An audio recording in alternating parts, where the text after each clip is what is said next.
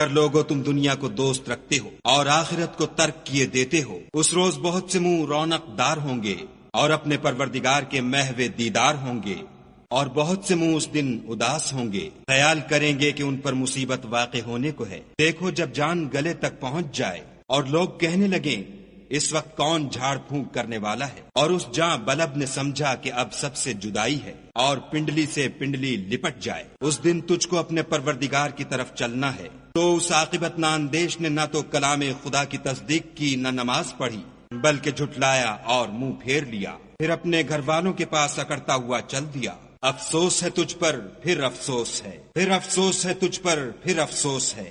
کیا انسان خیال کرتا ہے کہ یوں ہی چھوڑ دیا جائے گا؟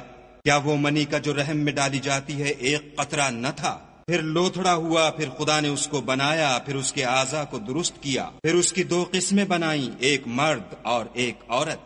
کیا اس کو اس بات پر قدرت نہیں کہ مردوں کو جلا اٹھائے؟